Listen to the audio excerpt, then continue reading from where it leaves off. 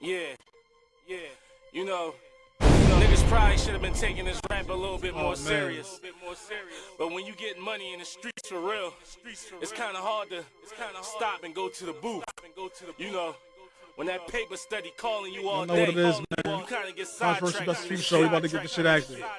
You know what I'm saying? And only the real niggas that gotta was stop getting personal real intro, money in though. these streets gonna understand what I'm saying. You know, a lot of times these rappers, they just be talking shit they see. You know, they emulate life, street life. You know, a lot of these motherfuckers, they never got no cash.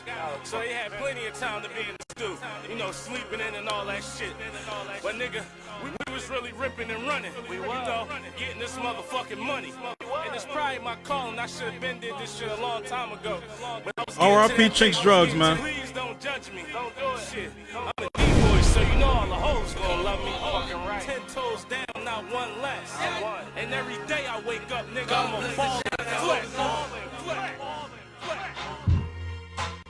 I would've been here sooner. I would've been here sooner. Hey. Hey, man. Coke boy, baby. How y'all feeling? Best of Christine. How y'all feeling, man? I said we back. Speaking for Christine, I'm valid. You valid. Can't hear it? Slow, you feel me? Coke Boy set real quick. Real quick, Coke Boy set. Take him back.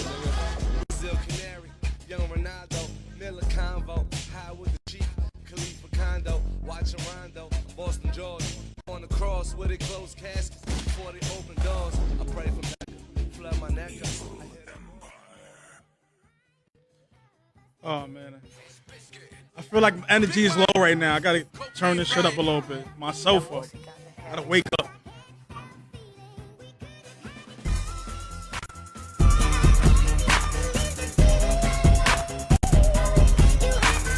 If you don't fuck with Evil Empire, well, you're just a That's right.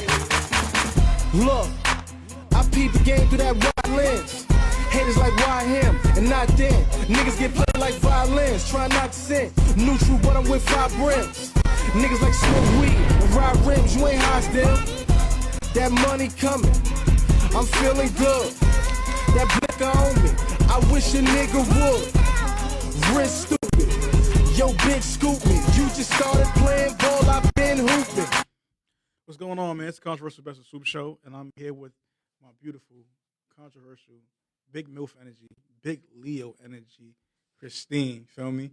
The boisterous, slowly maturing, need more hoes, infamous, best, and yours truly, smoothest, coolest podcast in the world, overweight lover, fat sensation, fly motherfucking this shit, Vis Swoops, and we are the Controversial Best Swoop Show.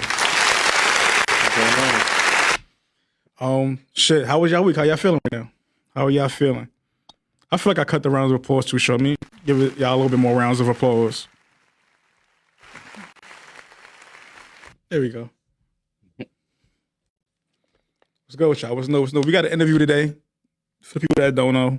He's supposed to be coming on. He just seen it. I don't know if he downloaded the app. I don't know if it's taking a long time. But he should be on shortly. I just sent him the link. So we're waiting for him to come on. Absolutely. Shit. How's y'all week been? What's been new? I seen some new interviews drop, a couple things like that. What's going on with y'all? Yeah, just the interview. That junk was fire, Christine. You wrote that junk in your notes, or you were just talking as the conversation went by? I was just talking. Honestly, I could see you getting a little bit more comfortable with stuff, like going off for questions and stuff. Thanks, I appreciate that. Absolutely. That's just fire. If you haven't seen it, go tune in. It's Christine's interview, C Media Interviews, you feel me? Go check that out. And you want to talk about who the guest was, or we just let the people find out for themselves? We'll let the people find out. Right, tune in. Go link in my bio. Tune in. It's been an interesting weekend. I've been working, so I really haven't seen much or experienced much before Manolo get in here. I already said I guess. Before our guest gets in here, I don't know if you've seen Wembiana, whatever his name is. His summer league debut didn't do too well. 2-19 from the floor, 9, 8, and 5 blocks. He's 7-5, so people aren't too impressed.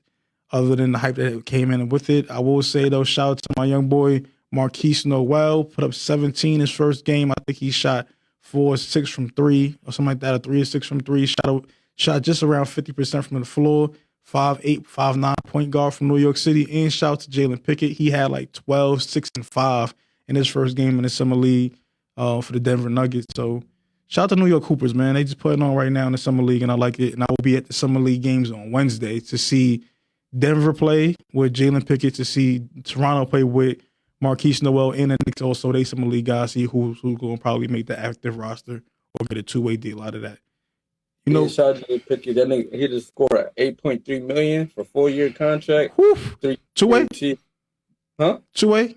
Not sure it's two-way. They said $8.3 million, 3 years guaranteed. Yes, sir. Salute to him. That's crazy because I remember that's crazy. I remember being in summer school with him, so it's fire to see how far he came. Absolutely. I think seeing all of the young hoopers come this far is always dope to see.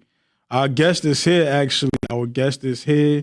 If you don't know, then you don't know. But if you don't know this song right here, man, Run Ricky Run, man. Mr. Run Ricky Run himself, man. His mic is on mute. You gotta take it off. That's all good. Mr. Run Ricky himself is here, man. Manolo Rose. Yo, what's the word, bro? What's going on? What's going on? You know, I'm chilling. How you feeling? How you feeling? I'm great, man. It's Absolutely. sunny. It's hot You out right here. now? You in Atlanta? No, I'm not in Atlanta. I'm in Georgia though, but I ain't in Atlanta. Oh, you out there where it's humid at? I don't like the humidity. I'm like by Marietta and all that. Oh, okay. Little South Strip. So I seen a few of your interviews, man. You was saying you don't like the Southern living. What got you in Georgia right now, man? Right. He did say You say you don't like the Southern living, man. It'd be too slow for you. Nah, I got some family out here. You know what I mean? I just literally just kind of put my family out here, you know, for them to stay out here and shit like that. For sure. It's too much going on. It's not that I don't like it. It's just like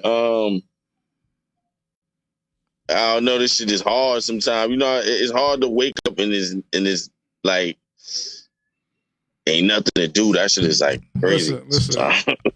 Trust me, I understand. Yeah. I understand.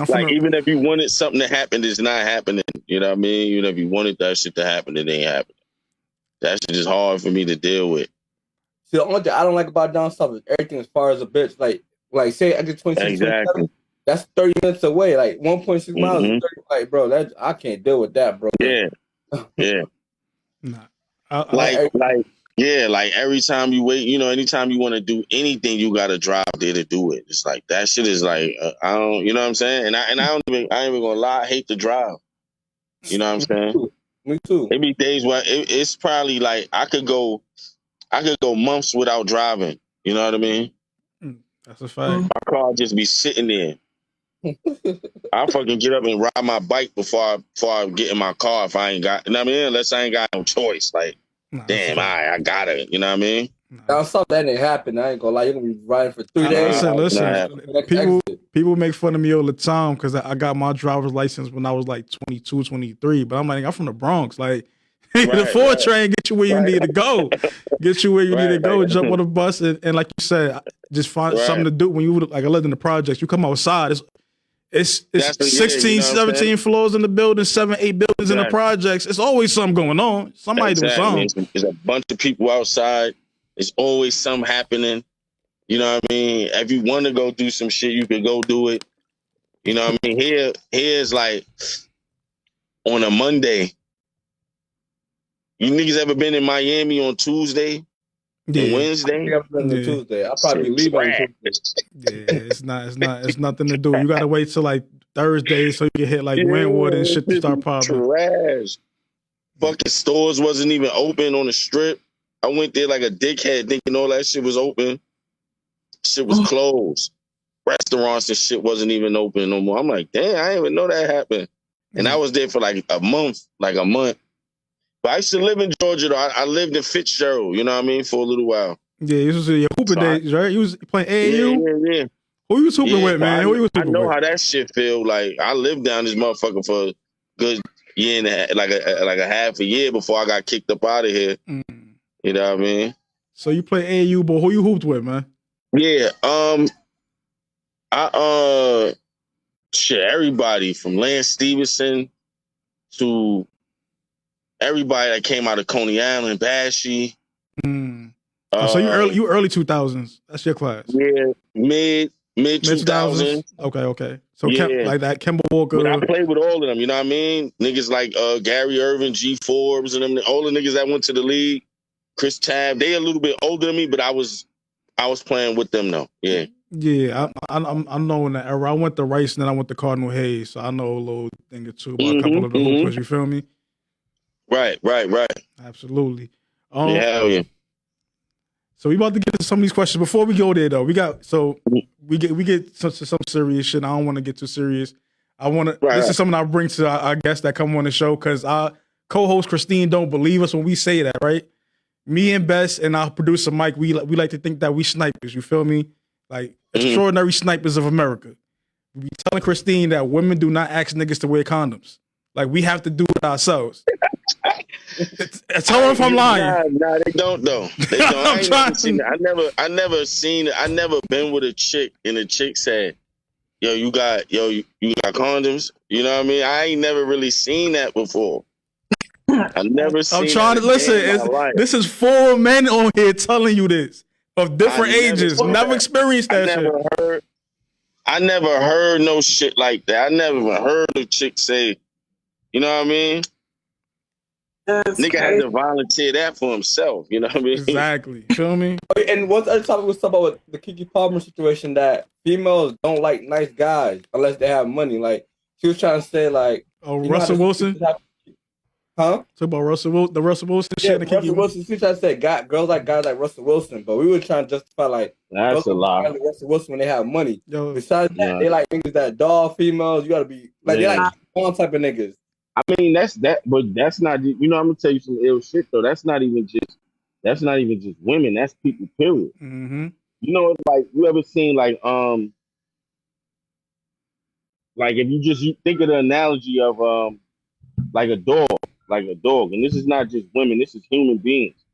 The more you mistreat a dog, the more the dog gonna want to be accepted and look for you for confirmation and love. He's gonna gravitate towards you more.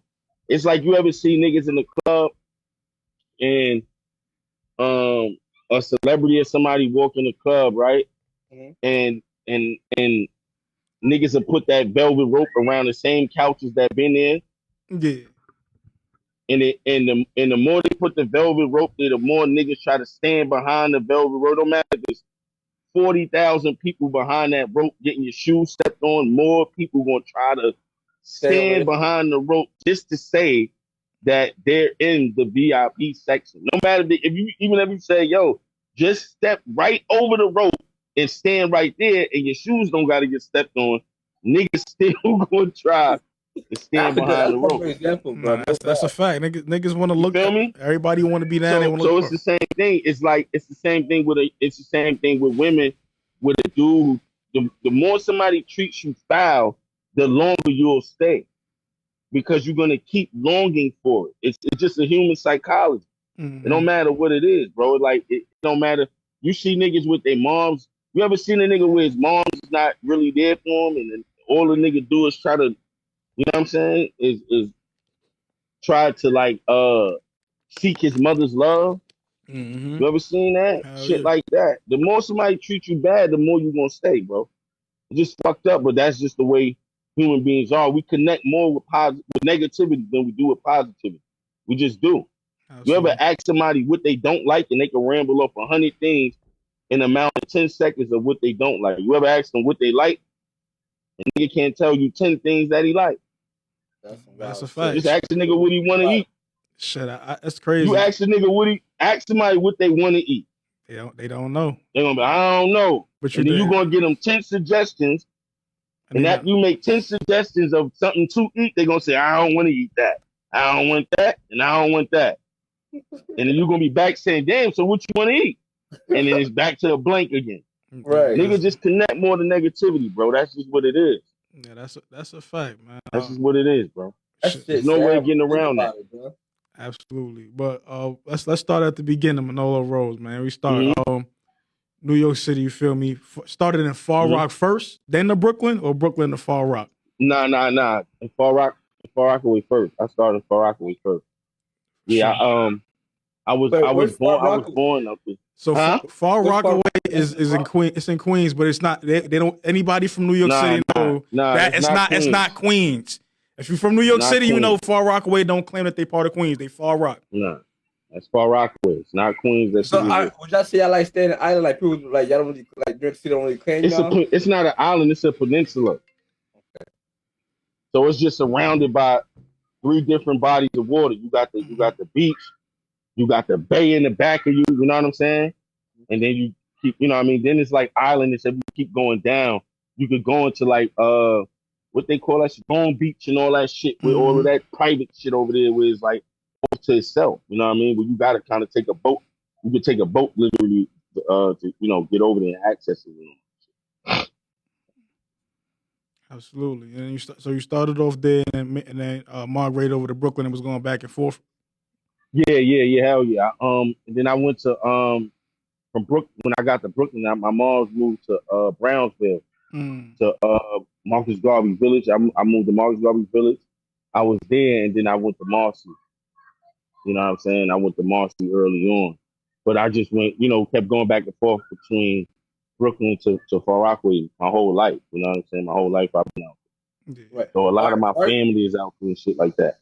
Marcy's where Jay-Z's from, right? Yeah. Right. Yeah. Marcy's from and Brownsville is where. Talk about living out there and being like in a part of like a famous neighborhood or project. Because I like how people look at O Block in Chicago with T. Keith, and I'm pretty sure back in the day they would look at like that for Jay-Z because he's one of the greatest rappers of all time. Was people coming there to take pictures? What was going on? Yeah, they still doing that now. They be having like people come and take pictures in front of the signs and shit like that. It's just one of those weird things. When you live there, you like, I don't know why a nigga would come take pictures right here. You know what I mean? I seen a dude. He had like some Jay-Z lines in his song, and he called himself coming to shoot a video. You know what I mean? I don't want to say who he is. He passed away, rapper, whatever. But he came there, you know what I mean? Called himself coming to shoot a video. He ain't get no proper permission to do what he was doing. He went there to shoot the video and left with nothing. They took all his jewelry, took everything from him. Damn. God bless You know what I mean? God bless his dad. That's insane. But he's not. So technically, sent that nigga back home. Best Manolo ain't been. He didn't just live in one famous neighborhood. He lived in 3 because Far Rockaway got legends of their own. Right. Stack R.I.P. Stack Bundles, Chinks Drugs. Right. You got Brownsville with from Mike Tyson to Bobby Shmurda. So it's a bunch of niggas there, and then we said Marcy. But Brownville, that's more like a city. But the project is like this is like Brownville's it's projects. There's a project there. Oh, word. It's a project. The area is called Brownsville, but you also have Brownsville Project. Then you got Marcus Garvey Village, which is its own project. Then you got Tilden Projects is right across the street. Then you got Suffolk Projects. Then you got Van Dyke Projects that's right there. Glenmore. And then if you go up towards Bobby and the way, you got Howard and all that shit. Sally's is over there. So it's a lot of projects there. Absolutely. You know what I mean? It's like right outside of like East New York and all of that shit. You know what I mean? So yeah. Absolutely. Starting at Far Rock, just going back to Far Rock, we seen recently Stack Bundles got a street named after him. Right across the street from Rayfern. Was you there for that? How you feel about that? I know it's a big thing. No, I wasn't there. I wasn't there for it. I didn't go out there for that. But that's a good thing. You know what I'm saying? Because Stack was, he was really putting on for Far Rockaway. Even before him, you had motherfuckers that was from Far Rockaway claiming to be from Harlem. Niggas like Fall MC and all them niggas. You know what I mean? Nigga was saying he was from Harlem because he was doing like the dance and shit, like Kwame, he was like the fake Kwame and shit. Yeah. I think that was his name, Fall MC, one of them niggas. But he really was from Far Rockaway. And then even before, after him, you had people like Lord Superb, who was doing a lot of the Wu-Tang stuff. He was doing a lot of helping Ghost with a lot of his shit on Supreme Clientele. He on that album maybe like 3 or 4 times. He show up on that project. He was also in the movie Black and White, shit that Power did from Wu-Tang. And then he the one who came out and started calling it the Six Borough and all of that shit. And Far Rock America, that's him. He made that up. You know what I mean? I don't know. I ain't gonna say he made it up, but I'm saying he popularized it. And that's where Stack got it from. Stack got all of that Far Rock America and all of that. And then when they started calling it Fall the Rule and all that shit, that comes just from the 5% Nation. Because there's a lot of guards out there. You know, there's a lot of guards and Far Rockaway. Heavy with like the 5% Nation was there. Heavy. Yeah. That's right. So what was like life growing up for you? Like, what were you into? Man, I was into everything, man. Like, man, I played damn near every sport. Football, basketball, street hockey. You know what I mean? Heavily into clothes, boosting, shit like that. You know what I mean? To the most nerdish shit there is. You know what I mean? I was into everything. You know, I always wanted people where it was like, I could do, you know, you put me in any kind of environment, I'm gonna be all right. You know what I'm saying? Yeah. I gonna lie, something I've been seeing lately is your opinion for basketball. You've been very opinionated when it comes to basketball. You said, especially Instagram, you said the people have been lying to us about Michael Jordan, that people were scared to talk trash to him. The 90s defense was in as good as everybody's mentioned. And what got you so mad? Who got you so tight right now? And why you feel like... Oh, no, it's because, you know, they started having these conversations on ESPN between the dude Mad Dog and JJ Redick. It started with that. You know what I'm saying? And he was going in about how all of these 80s players and 60s and 70s players would be able to come here today and they would be, you know, just doing, you know, this, that, and the third. And I'm like, you know, that shit is just a lie. Like, it's not true just from a realistic perspective. You understand what I'm saying? It's just like look at your grandmother today and you try to give her a MacBook Pro. No matter how smart she was in 1955, she lost today. She asking for help. Like, how do you use this? Like, what do you do? You know what I mean? Some of them still using landline phones because they don't want to succumb to the fact that they don't need it. Right.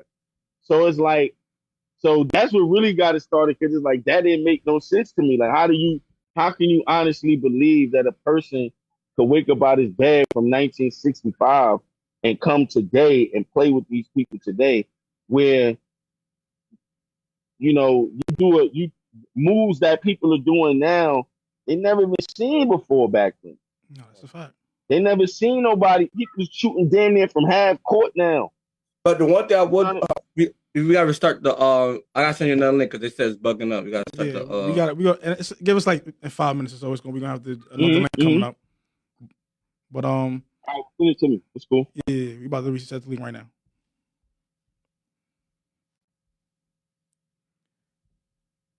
Like restarting the link. There we go. All right, so apologies for the technical difficulties, everybody. But we got to get Manolo back in here. We're gonna have this all active and going, man. But yeah, man, we gonna be here for we got another 30 minutes or so to get this show on the road. We might go a little bit over just so we get the full extent of the interview and things of that nature. But in the meantime, y'all heard it here first. I be trying to tell y'all, women don't be telling niggas wear condoms. And we gonna get into the hip hop questions real soon. We gonna wrap up the basketball talk in a second. Difficulties, man. You know, that happens sometimes. And apologies for that. We back though. We was talking about NBA talk. We talk about Mad Dog and his terrible takes and his old wash takes, man. Manolo Rose is back with us live. Let's get back to it. I think he was doing that. He was saying shit like that. And then, so from there, I was like, yo, I'm just going to point out everything anything that's wrong with what he's saying, right? From just from the creative standpoint. You know, when you see people getting their feelings, they be like, yo, oh, how could you disrespect the legends? You know, they paved the way. And all of that is cool, but when the legends don't respect the present, you know what I mean? Disrespect only begets disrespect. I don't care who you are. You feel me? Absolutely. Like, that just don't make sense. So you can't wake up and say, oh, this guy's soft, and then want me to respect you. You just call me a pussy and then tell me I should respect you after you said that to me. You know what I'm saying? Like, no, let's really get to, you know, let's get down to it. And then the Jordan thing is like, we have to realize this, right? And me myself being in music, being behind the scenes of these labels, being in these, you know, writing rooms and all these other things, I know a hype job when I see one. Mm-hmm. And it's not, and it don't mean that you're not good. I'm not saying that Jordan isn't great, because he is. You can't do what he's doing and not be great. But if you notice the way they marketed and imaged him and packaged his whole situation, you would have thought he only played 6 seasons. Nope. You would think he came out there, he played 6 seasons, and he walked away. You know what I'm saying? He three-peated twice and just said, fuck it, all right, I'm good. You know what I mean? And then that was it. Like, his whole story is just that. And even to the point where I watched his documentary. Last Dance documentary, yep. No, not Last Dance. The one from the 90s. Okay. I know what you're talking about. Yep. Come Flower Me. Yep, I remember that one. Right? And I watched it, and this one I really was like, yeah, they definitely was doing it. Because look, in that documentary, they show him doing all of this stuff. He's dunking, they showing him jumping, they playing the piano music behind him while he's dribbling in slow mo, and he's jumping over everybody dunking, and they never mention he lost.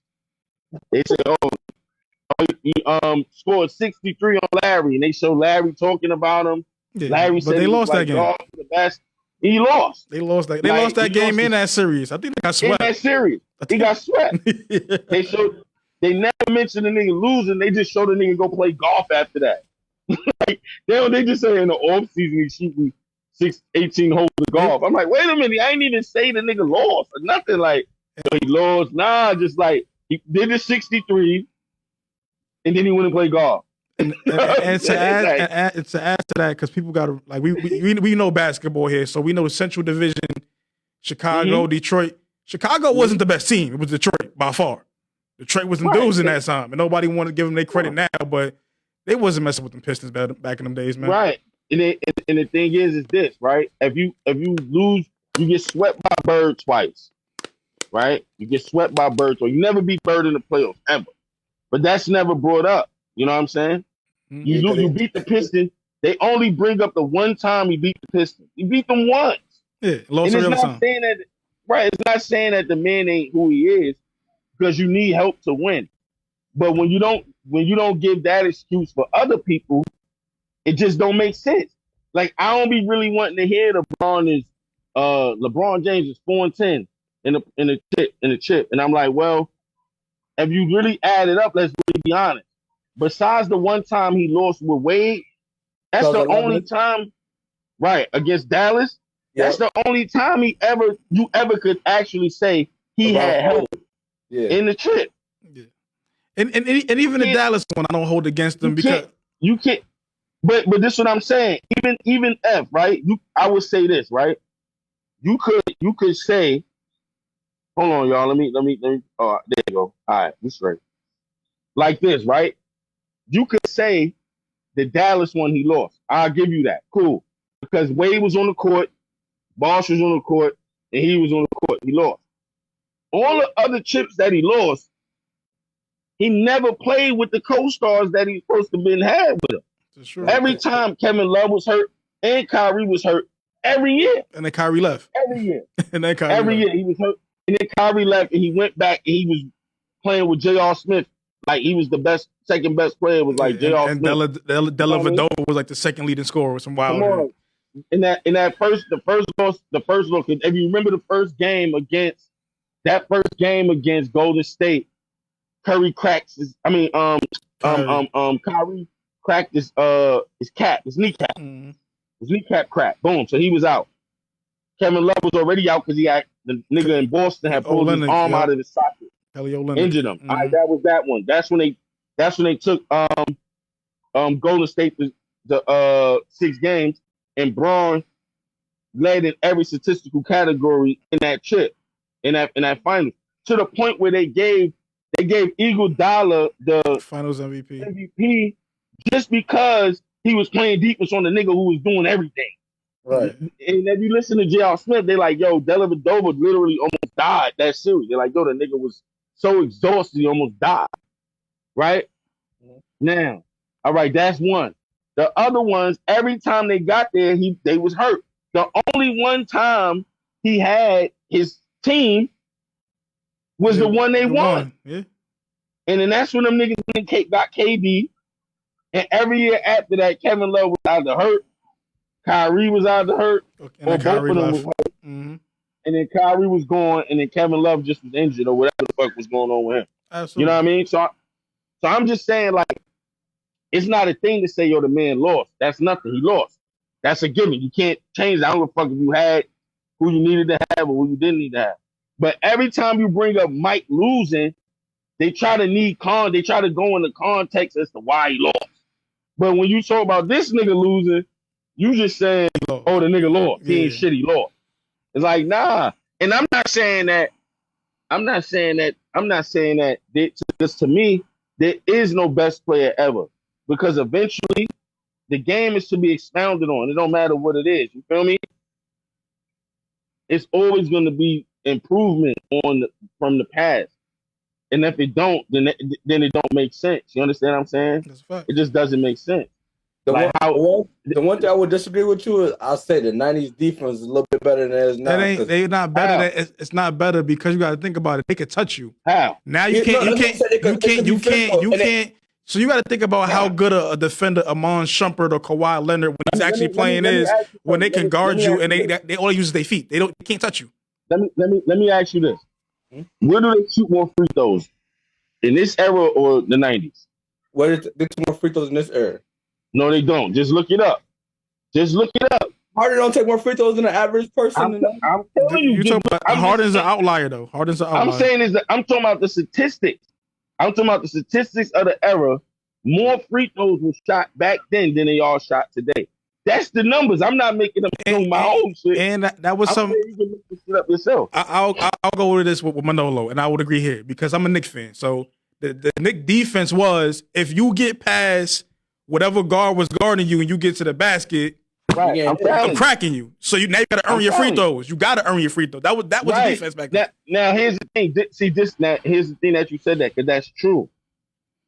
The problem with these dudes is revisionist history. Mm-hmm. They go into this whole thing like, oh, nigga could just elbow you in your head and they wouldn't call. Like, that's not true. No, that's a foul. Like, that's a foul. Nigga gonna call, they call a foul. They wasn't just punch your teeth out your mouth and shit fall and nigga say, yo, just pick them up and keep running. Like, no, that didn't happen.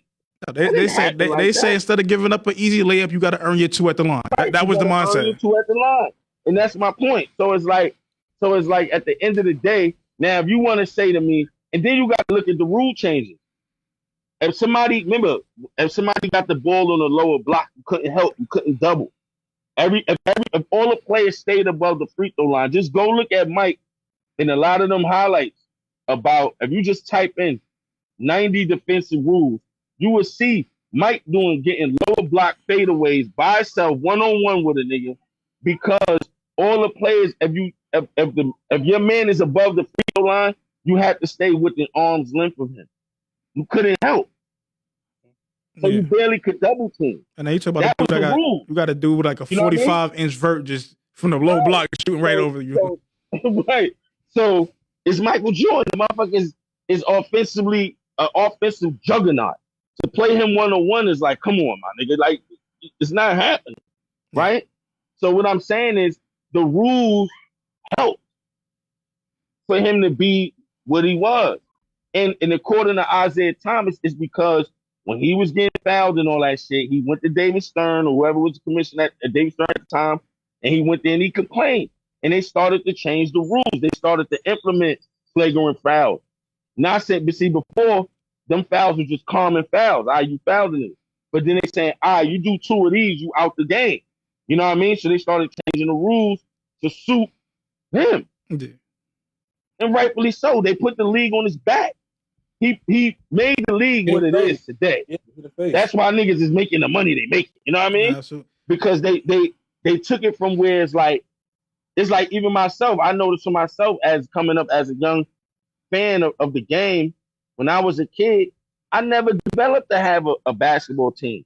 Because if I'm a kid in the Jordan era, I start liking players. It ain't had nothing to do with the team no more.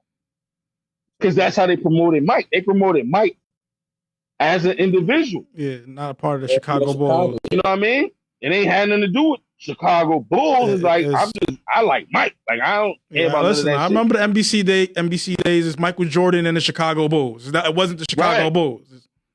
They named the star guy first. They literally made a whole video game out of it called fucking what's that shit? What's the shit? The 2-on-2 game. What's that shit called? NBA Jam. NBA Jam. Mm-hmm. NBA Jam is nothing but promoting star 2 players. niggas in the. Mm-hmm. That's it. They made a game out of it. They said, "Yo, fuck seeing niggas, everybody, all these other niggas. We don't want to see Bill Cartwright. You're not gonna see the 15th man down the bench. They're gonna pick the top 3 or 4 players. And Pippen and Horace Grant. Jordan, Pippen, and Horace Grant. You pick one of them 3. Right. So it's like they literally made a video game out of shit. So I'm just saying they promoted Mike in such a way where he became perfect. Absolutely. He didn't make no mistake. So now if I point out his mistakes, niggas is upset with me. They like, oh, you a hater. Mm-hmm. How am I hating a nigga? I don't even know him. Like, I can't hate a nigga I don't know. Like, I don't know the nigga to hate on. Like, niggas can hate on niggas. They know they do it all the time. Nah, bro. I can't. No, I'm not saying. Yeah. I'm saying hate. I'm saying hate you. Yeah. I can't hate you. Niggas like, yo, you hate Mike. No. One nigga telling me, oh, but you got Jordans. I'm like, nigga, what does that mean? That don't mean this didn't happen to him. Like, niggas just be reaching for shit. Oh, let's talk some music real quick. Start the music, man. So what year you burst into the scene? Like, I know the Concrete Rose came out 2015, but you was doing music before that. Maybe about 2015. 2015, to be honest. Like, I never really thought about doing any music. You know what I'm saying? That's why when people see me now and I put out things spotty, just like here and there when I want to do it. Yeah. You know what I mean? I mainly like writing. You know what I'm saying? I like writing for people. That's kind of my thing. But you know, I'm like, you know, I'm gonna get back into really myself because it's some shit I want to do. But you know, just creatively that I feel like nobody's doing. Absolutely. But I got into it just out of happenstance. You know what I mean? My nephew, he wanted to make music. And he just wanted help doing what he was doing. So I just started helping him. And from there, I created a song. And it had everybody on it. And then we went to perform it. And the performance was so long because we got like 6. You know, everybody want to rap. Some Wu-Tang shit. This man. Yeah. So it's so many niggas on the song. It didn't hit the way I know it could have hit because if we just condensed it, because you know you listening to something that nobody knows, which is different. You know what I mean? If I don't know a song, you go to these showcases and you don't know a record, it can't be long and drawn out. You know what I mean? It got to be very high energy, and it got to hit. You know what I mean? On site. So it was like a play on Kevin Hart's "Real Nigga All Day," and I did that, and like I've kind of just turned it into a hook and a chant. And so when we came back home after that performance, my cousin was like, yo, I think you should just do this shit yourself and just leave a bridge on there for one of them. And let's just do it like that. And it worked. You know what I'm saying? Yeah. And like the underground rap scene shit was working like that to the point where the girl, Azealia Banks, she had a song called Jumanji. And she basically, the dude who was writing for her was a dude I knew. And he basically used my hook and just flipped it from real nigga to real bitch. and the shit was on the radio. And somebody told me like, yo, they try to steal your joint. All right. I'm like, what? I listened to the shit and I was like, oh shit. But I ain't really think nothing of it because I didn't. This is like the first song I ever made in my life. You know what I'm saying? And I'm like, damn, I did that shit in 5 minutes and that shit is on the radio. I could do that again. Like that ain't nothing. You know what I mean? But me and the dude, the writer dude, we spoke and squared it away. She didn't really know what went on. You know what I mean? I didn't really have no connections to her other than, some people that we knew, but she didn't know me. You know what I mean? For sure. So it wasn't really her. It was just him. You know what I mean? And you try to call a fast one. Ironed that out. Yeah. So that's how I got into, even just creating records and making records. Was from that, like that. And it kind of so she was at 2015 you started and things started rolling pretty quickly. And then you get connected with French. Was you ever signed to Coke Boys? Because I know you was around French around. Yeah, I had a situation with French, but like, have you noticed even with French right now? You know what I'm saying? And French to me is just one of the realest niggas ever. You know what I'm saying? French is a real nigga, bro. Yeah, real good nigga, genuine nigga. Like never hear. Like, just think about it. You never hear no sucker shit about French. Listen, man. Like I said, I'm from the Bronx. I'm from the West Side, from Harbor. I used to be on Webster Ave a lot. And I remember they was calling him Frenchie. No bad words about him. And I remember copping them Cocaine City DVDs and all that shit, bro. Right. From then, this is like his third, fourth run right now. From Frenchie all the way to where he is now. It's just a different whole different person. Visual, right? And we had a situation, but with everything that I did, everything that I was doing, in Velas was nominated. Remember that year French was nominated for a Grammy? Yeah. From the Kanye record All Day. And I'm gonna give you some even backstory on that too. But remember, Velas was the one who actually produced the record. Yeah. That's why French is credited on that song was from Velas, and that's how he gets nominated for a Grammy. You know what I mean? So everything that I'm doing on the artist side and everything Bellis is doing on the production side, they still wouldn't give French an imprint at Epic. They wouldn't give him a distribution deal. Because even if you look at his career now, no matter how many hits French Montana had, niggas like he whack. Yeah, niggas don't respect Yo, listen. I live in Vegas now, Manolo, and people get mad when I start my sets off with the French, but I'm like, y'all don't understand. Y'all wasn't there. Y'all don't understand. Like, French was remember when French had the verses? He had the verses with Tory Lanez. When him and Tory Lanez did their own verses on IG Live. Yeah, killed Tory Lanez. Yeah, killed him. Easy, smashed him. Nigga, French had like 40 joints that's like hard. Like, damn, I forgot he did this. With Chopper Down and shit like that. Everything's a goal. I go back all the way to New York Minute and all that. When he put Mace on a remix. Feel me? Like, right. Shit with him and Max on drugs. Oh yeah, come on, man. Him, Max and Dame Grease, one of my favorite producers all the time. Run. Mac and cheese. Right, the Mac and Cheese run. Coke Wave. The Ocho Cinco. Coke Wave run. And Ocho Cinco. Pop that. Stay steaming. Shit like that. You know what I mean? Niggas just don't want to give boy his shit. Mac and Cheese 3 might be one of the greatest mixtapes of all time, man. So everything that I was doing and everything Bellis was doing, they was calling me like, oh, give us some more music. But I'm like, how? I'm 5 bangers in. What else can I do that's gonna help them say, I'll give you a distribution? What else can I do? Yeah. Ain't nothing else I can do. There's nothing else he could do. He done A&R a ton of shit. The nigga's probably one of the illest talent scouters ever. Yeah. I mean, even now with Kodak he Black. Worked with bro. Think about it. Before Cardi B was doing what she doing now, French already did that. French was always the first nigga to jump on a nigga remix. This is true. With a nigga. Especially 2014. It's the only two artists, and I'm glad that they actually cool now. 3 of them. It's 3 of them, but 2 of them we know. is French and Jim will give a motherfucker a feature real quick. Right. And Jada Kiss too. Shout out to Kiss. Right, and Jada too. Right? And French, you come out with a banger, you hit French will contact you. Yeah, I think he did it with Bobby Shmurda, right? And it had chinks on it. Chinks and all of them, man.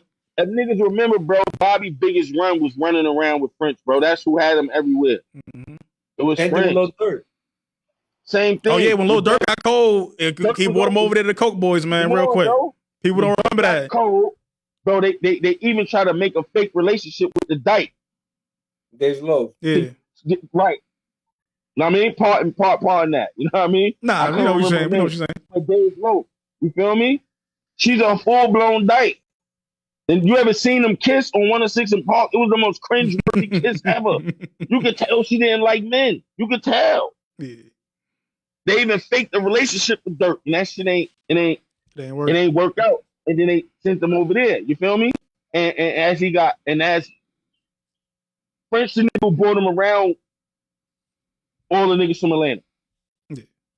Because we know French used to be signed. And that's where he made his bones at. But that's what Durk got hot again and made his bones because he deviated from being with French.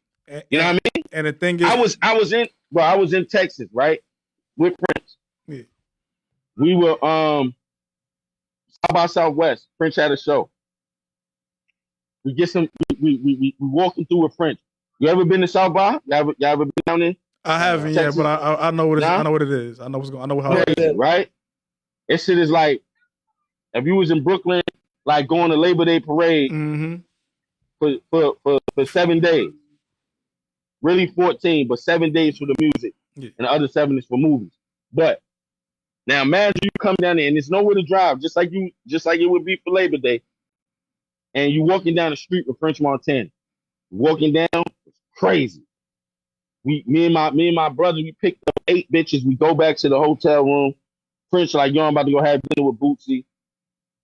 He like, you want to come? I'm like, nah, fuck, I'm about to fuck these hoes. You know what I mean? I don't care what y'all niggas doing over there with Bootsy.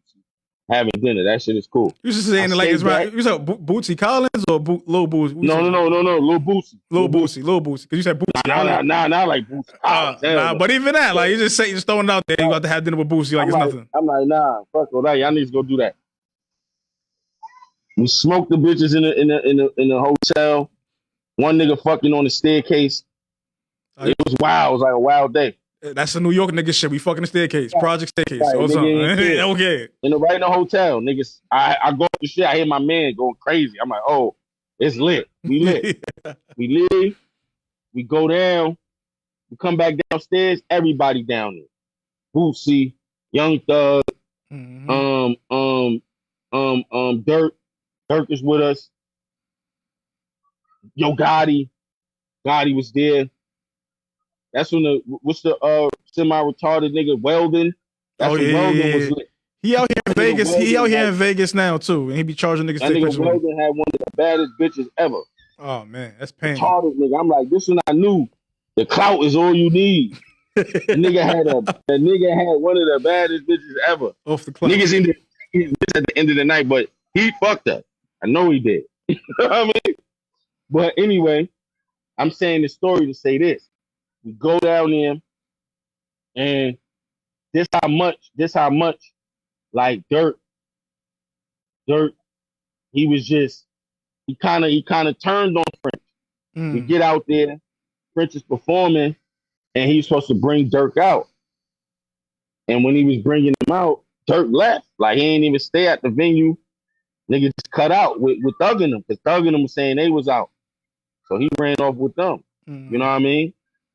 And I know you ain't never gonna hear French say what son did, but that shit hurt son. That bothered him. Yeah, I know it did. We never really got a whole thing of why Bro, Durk French departed ain't never, from. You ain't never gonna hear French speak on that in that way. Yeah. Now you might hear him say, "Nah, we cool," but he fronting. No, he fronting. You know, that shit hurt that nigga, bro. You know what's crazy? And then son ran off. You know after they then dropped him. Yeah, this is true. So you know French on a level a lot of people don't know him more. And just to see the transition, because I remember, like I said, I remember him and Max calling Hell Rell ugly and shit on the DVDs back in the day. Shout out to Hell Rell, ain't no disrespect, feel me?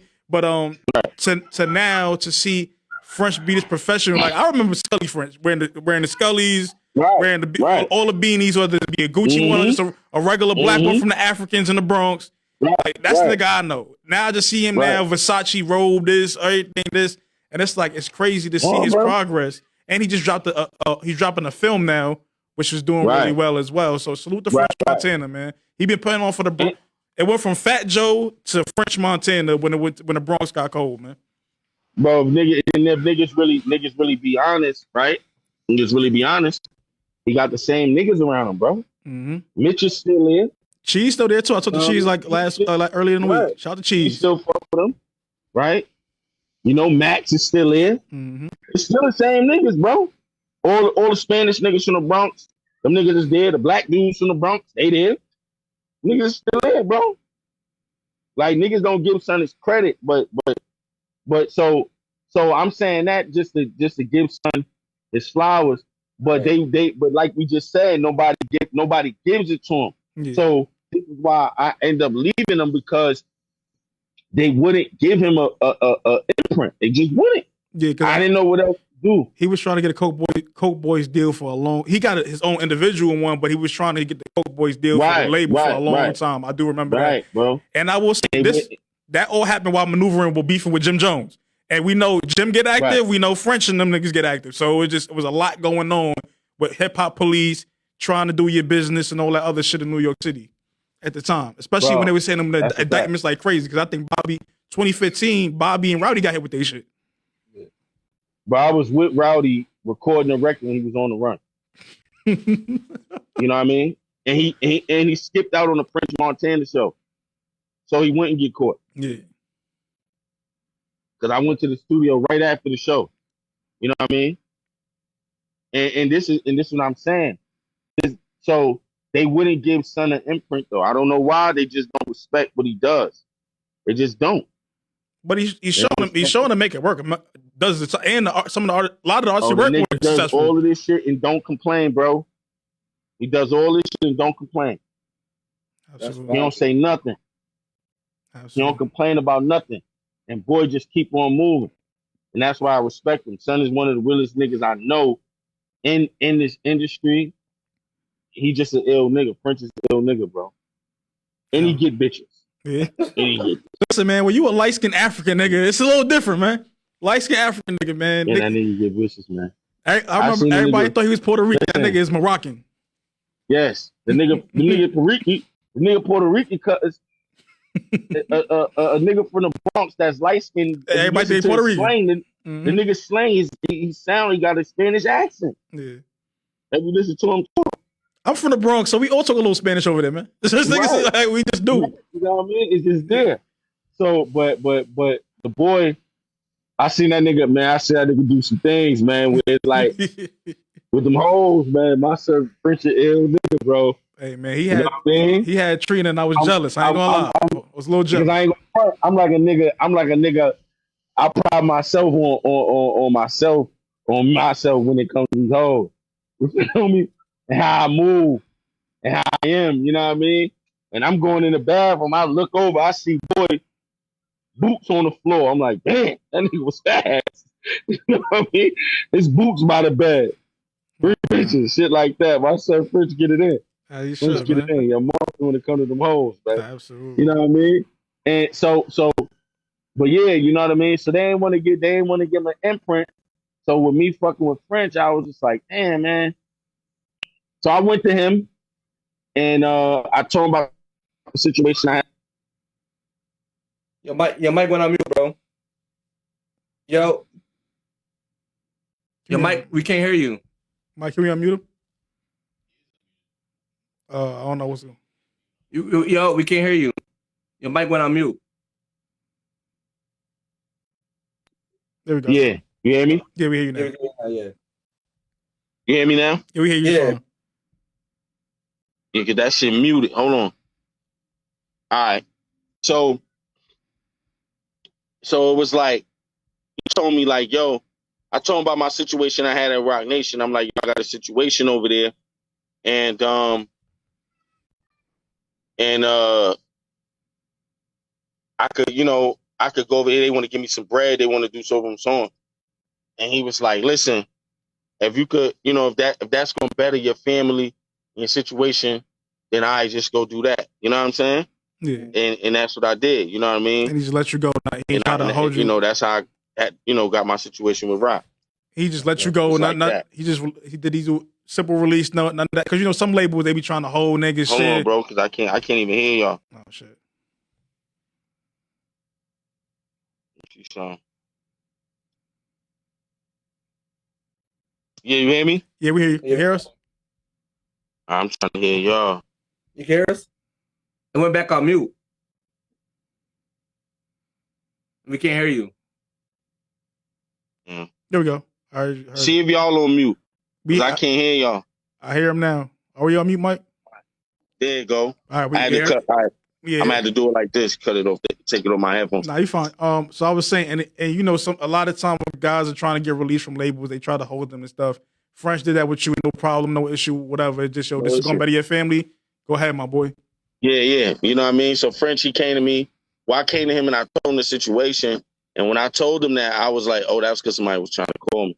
When I told him, like, yo, I got a situation over here with Rock Nation. They're gonna do, they're gonna give me some bread, whatever. They're gonna, put me in a situation where I could get in the system and do X, Y, Z. And he was just like, yo, if that's gonna help you, then do it. You know what I mean? So when he did that, yeah, you know what I mean? That's just, and like you said, people don't usually let you do that. Yeah. You know what I'm saying? They don't really let you do that. They sit there and be like, yo, I'm gonna just hold on to you. And that's just that. Absolutely. And so with Rock Nation, you went over there. Was it Bleak that brought you over there? Who brought you over there? So it's a Bleak, warehouse situation? Is it just Rock Nation or is it Rock Nation warehouse? It's warehouse Rock Nation, but see the thing is that warehouse didn't have the infrastructure. Mm. You know what I'm saying? Casanova was on warehouse, right? Right. Exactly. It just didn't have the infrastructure to really facilitate what the artist needed. Mm-hmm. So in them not having the infrastructure, it kind of forced you to just literally be just on Rock because you're using all of their stuff. Yeah. You can't like, you know what I'm saying? Bleak didn't have the infrastructure to do anything other than gracefully bringing you over. Okay, that makes sense. And I know, shout out to Casanova, shout out to my boy Class. I seen him put a picture up with Casanova the other day because people were trying to, boy, his face got cut up. He got 2 little scratches on his face, but he looked to be healthy. Yeah, they lied about that. They lied about that. Yeah, they lied. And I know how Cass move around. He's not one of them guys you're just gonna get up on and it's gonna be easy like that. Salute to Cass. Yeah, definitely. Yeah. Shout out to Cass, Mm-hmm. Hope, may they free him. You know what I mean? And Absolutely. He just got to walk down his time. They gave him 15, right? He did 2 so far? Yeah, he did 2. And then, they got all these new laws. So, son will be home in probably like a good another 3 or 4 years. You know what I mean? For sure. He probably got about another 5 or he's going to have to do about 5 to 7 or something like that. He's going to knock the time down because all of these new laws and all that stuff that they got in the federal system, son ain't gonna do all that time like people think he's gonna do. Yeah. But and even in that too, you know what I mean? But that's like I said earlier about just the negativity, because they try to attach, he said he dropped his flag and the next day he was cut. And it was because he said to the judge that he wasn't blood. But it's like, bro, anybody that's been in the system, in the feds, first off, in the feds, you don't know what kind of time you're gonna get. You cop out to a crime, then you got guidelines as to from what to what that you can be given. Yeah. So you can be given anywhere in between, yes, you can say 5 to 75 years. Mm-hmm. And you can fall anywhere in between those time frames. Like they had him between 5 and 65. Yeah. Right? And you got 15. And you can go from anywhere between those time frames to depending upon your points, the point system that they have that says, well, you have these certain amount of points, and you got to get this so you're eligible to get this amount of time, right? Now, in that situation, that means that you're totally at the mercy of the judge, right? And you're in this situation from a gang conspiracy.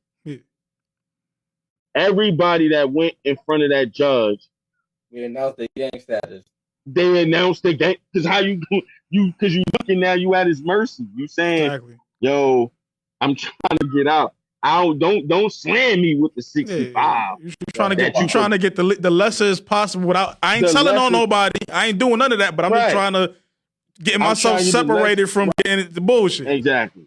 So every gang member who went in there with a gang conspiracy charge said, "Judge, I'm no longer in the gang. I'm trying to change my life." Everybody said, listen, man, we've been to. I know you done been to support people in criminal court. I done been there to support my people in criminal court. I done seen my niggas coming in with the kufi and the glass. Nigga ain't never wear glasses and the kufi in his life, but he got that bitch on today. Nigga like, hey, listen, judge. So that's what I'm saying. So it's like, so when I'm like, what? How they trying to connect those two things? Like, every gang banger went in there that went in a gang conspiracy. Of course, you don't want to admit it. Absolutely. Hey, I ain't in the gang no more. And we behind the walls, and he's behind the walls, and I'm speaking to him, and I'm speaking to some of his co-defendants too. You know what I mean? That was in Jersey with him. Yeah. You know what I mean? And they had an incident that happened before that. Mm-hmm. But they didn't get reported. So, no.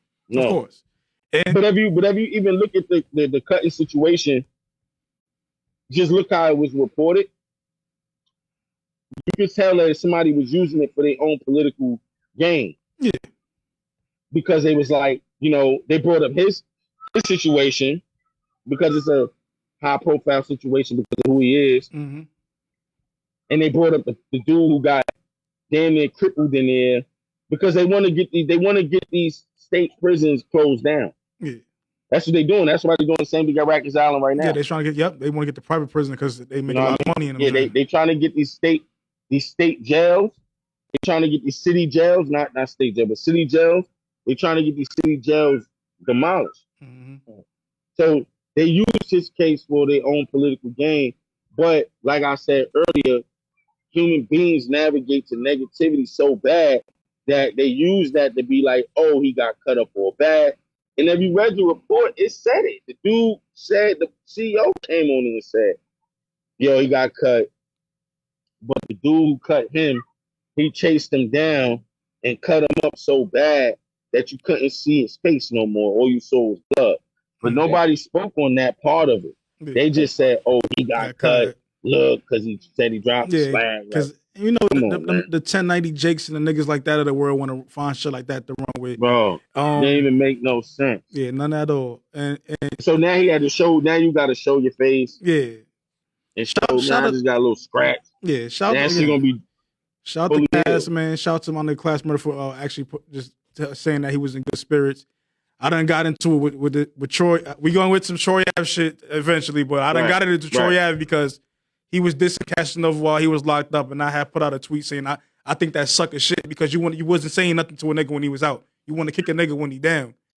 And Troy, he wanted to tell me suck dick. So Troy Ave, you still a bitch to me. And nigga, if we ever cross paths, like you just give me my friendly fade, bro. Ain't gotta be no guns in that. Give me my friendly fade, bro. We men. That's it.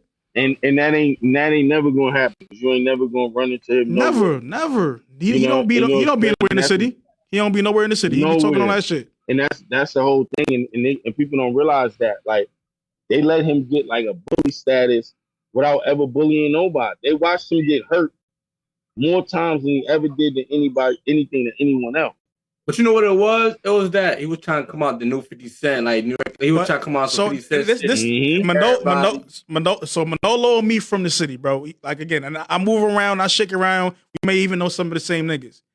Mm-hmm. When you outside, you know who them niggas are. People gonna talk. I've never heard nigga talk about, he might have sold some guys his money or whatever, but niggas wasn't talking about him like he was the boogeyman. Nigga, you wasn't afraid to run across this nigga at all. Right. It's like, bro, the man is known for getting shot. How are you bullying people if this is what's happening to you? How? Like, He you ain't wanted know, 50 Cent bad, bro. He thought 50 Cent got shot 9 times. He wanted that. Oh, 50 Cent right? got shot He too. did. But I also said this too, and being that I know from all my run-ins with them, it never went in his favor. You know what I'm saying? Never. When we caught certain niggas, we beat the niggas to a poke. You know what I mean? When Banger, before he died, we knocked him out. You know what I mean? Even when they would come into the club they wanted to stop me from performing the record by myself, performing my version of the record, and I performed it in their face in the strip club. We in the strip club, I'm doing it. You know what I mean? Mm-hmm. But I'm never a goofy nigga enough to go online and say all of these things are happening. And then, and Which you know, like I which know, to some degree it helped me because that's why I'm not where everybody else ended up. and that's what I was gonna say. You know, like I know, Right? the hip hop police But is real in New York. Bro, let me tell you what he was doing with the hip hop police. He was sending them everywhere I went. They was calling them every single place I went. They was sending them there, bro. I didn't know at the time. I was saying, yo, I was even asking how they know where I'm at. Like, how do they know to come here? To the point where when the situation happened with Bang in the club, they came to the next spot I was at and was like, yo, oh, you got off the club fast. What happened? And I was like, nothing happened. They said somebody had a gun and I ran up out of it. Yeah. But they already knew what happened because they told them what happened. You know what I'm saying? I was going to clubs in Jersey and New York police is showing up there, stopping the club with Jersey police. I went to the club. I went to Love and Lust, and I get there and the police got the building surrounded, and they said that they got an anonymous tip that I was with some dude from Brownsville who was wanted for 3 shootings. That's The dude crazy. I didn't even know. You know what I'm saying? That's insane. And so at first I was thinking like, yo, I was like, I maybe they on my Instagram, so I'm gonna stop. The next place I go, I'm not gonna post. I'm gonna just see. You know what I'm saying? See if they just show up like that. And it still was there. So when I went to the trial, he was talking about how him and Hovain was calling hip hop police everywhere they went. They had a relationship with them to make sure they were secure. They was using the police as a form of a weapon, and they basically was weaponizing the police. That's crazy. Wow, because he was acting so tough. I remember the first time I Well, discovered him, it was during the XSL run. It was like, oh, I'm a street nigga. He calling niggas weird, like little baby. It's like he trying to be too cool to be on some everybody hates you. Like niggas don't even know it's you. like this, right? But it's some dudes that come out and rap from a lot of cities, especially New York, and it's just like, yo, nobody that know people know you. Like, your story just don't add up. So what's going on here? Bro, the man He is couldn't sell no records. He couldn't sell no records. The dude is from, he's from Crown Heights, right? In Brooklyn. Yeah. But everybody that was around him was either from the Star or Brownsville.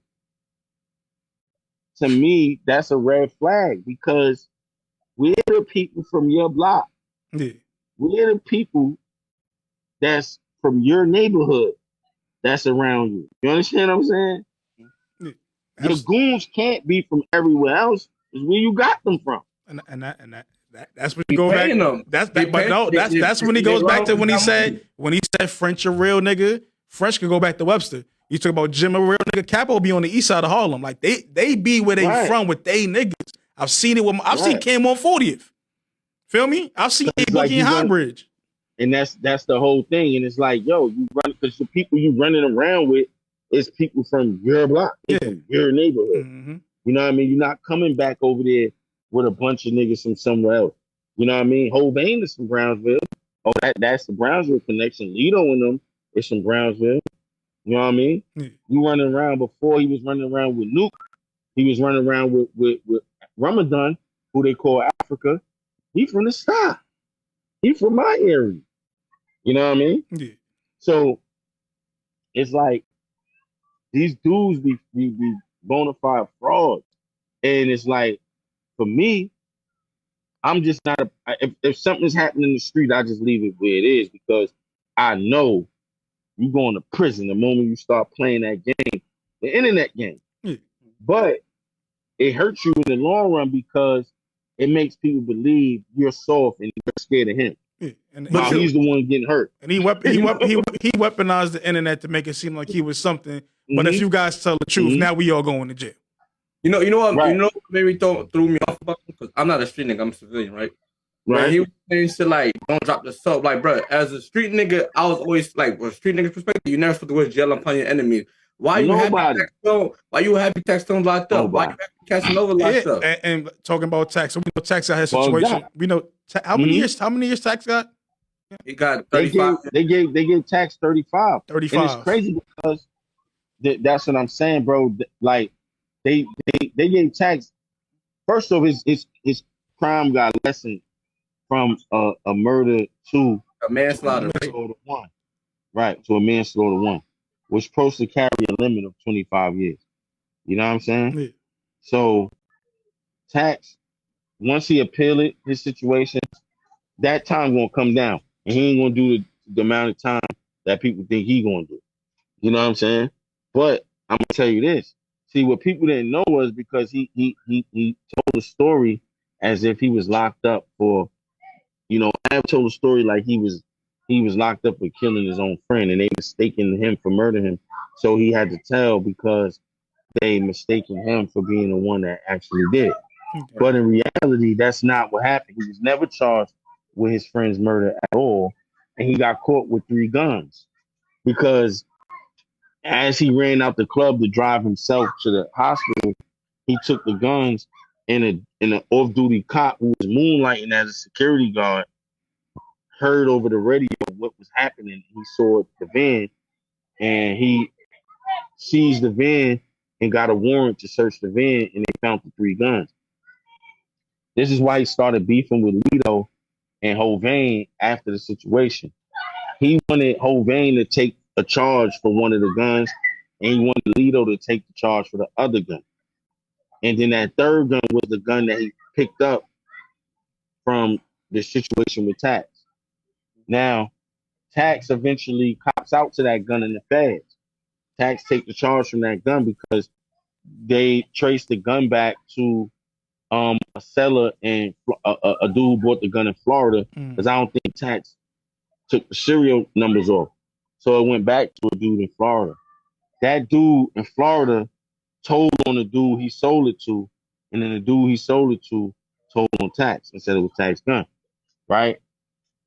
Now, when that happened, basically Troy wouldn't have had no gun charges.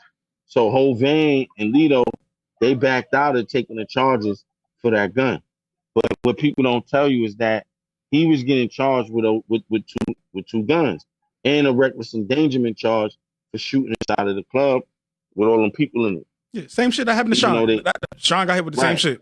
And but his difference is nobody got hit. Yeah. He just was in there for letting off in the shit, right? I got 10. Okay. So he was supposed to get 7 joints because of that. The 2 guns plus the reckless endangerment charge. And him getting that reckless endangerment, the 2 guns, and then Hovain and them, he said that agreed at first that they were going to take the charges for 1 gun each. Then they backed out because Hovain, he told the grand jury that Hovain and Banga was the one who those guns belonged to. Oh. He told him that when he got locked up. Now, Banga was dead. Hovain was still alive at the time. You know what I mean? That's what he told him. Yeah. So now everything that I'm saying was said in court. This is not no shit I'm making up. I'm saying what was said in court. So he tells them that. So in reality, he didn't want to do the time for the 2 guns, and that's why he testified against Tax. Regardless, he's a street nigga. He sounds to be, he can't testify. Like, come on, bro. Some people I don't go want with it, lose. You can't bro. justify. And then if you really look at it, like let's really be honest. His man, anybody, listen, and this is just on some, and this is not even about me liking or disliking the guy, right? If your brother was killed, right? Mhm. Your brother got killed, and the dude who was with your brother when he got killed, and the reason why your brother got killed is this guy, and he walks out the courtroom and shoot a music video and said he won. How would you feel? You don't feel some type of way because, like, I'm not damn, bro, feeling you the that. reason behind why are you celebrating it? Somebody's Yeah. dead. Like, yeah, somebody died because you were stupid, and on top of Like, that, what do we Your really? problem. And the thing was, it wasn't like it's a history problem. It's a problem about you being upset with a guy not liking your music for that was the whole narrative. That's the whole narrative. Represent New York, and you Bro, think that's he's the a whole. hater. It's the whole narrative. we got bro, like and 3-4 minutes left, guys. We're gonna have to wrap up. We're gonna be back on him, Manolo. And that's the whole thing, and that's what everybody. That's the part everybody missed. Mm-hmm. The man is saying things about you online. They say, "Oh, he was trolling them." Okay, he's trolling them online. There's no physical contact. There's no physical altercations. Nothing occurred between these two people.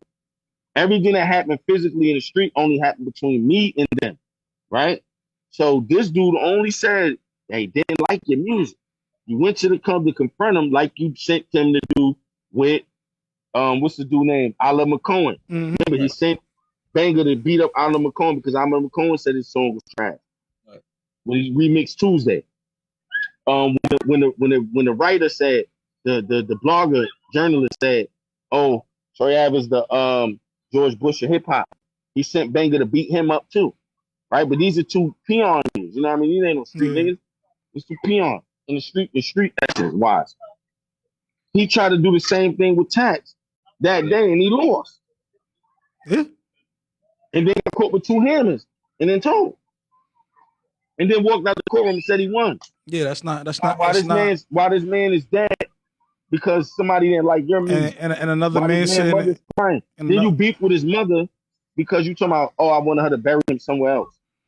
Yeah, that's weird. And No, then, you don't got no word on that. And then on top of the fact too, right? You did all that, and then you took the stand on another man when literally all you had to do was pay for your lawyer to absolve your innocence, Bro, and make the police make the DA do their job. Don't say nothing. They do their job. He didn't have to do a damn thing because in reality, his 2 gun charges, right? He would have had to fight them gun cases. He would have got his time. He probably got the 7, right? He had a 5 to 7. He would have did the low end, which is about 3, and he done went home. Exactly. But the streets is the myth. And he would have did 3. He would have did 3 in silence and protective custody. You feel me? PC. Right. So he would have did. He would have been PC yard chilling. He just didn't want. He did 3 joints. He didn't want to do the 3. And then they said at the end of court, they was like, we recommend at his end of his testimony, they like, oh, we recommend that he do a year. Crazy. And then he telling everybody the streets is a myth. No, the streets are myth because you got caught. If you would have said that, don't tell me. See, don't be with me, right? If we doing crime, and in the moment you get caught, you gonna talk about I got kids. Well, you knew you had kids. You was doing crime. He don't want to take no accountability. Then he want to blame. then he want to say, "Oh, that this is blackballing me because they got over and shit." Nigga, your music is not hitting like it's hitting before, bro. You only had like 5 hits. Yo, we gotta wrap this up, yo. Like literally, we got like 60 seconds left. Manolo, we gonna bring you back. We gonna bring you back because we gonna get into this. Yeah. We gonna get into this some more, man. But we love having you on the show, man. God bless you and your family. You feel me? All Same that. to you. And then we about to wrap this up. It's the Controversial Best of Swoop show. We here with Manolo Rose, man, real nigga. Feel me? And my boy Best and Christine. She disappeared on us, but she'll be back. I think her app wasn't working. Like okay. Yeah, we gonna run this back. If you free next week, Manolo, we can run this back next week. If not, definitely. Say less. We gonna get it going. Shout out to producer Mike, man. We out there.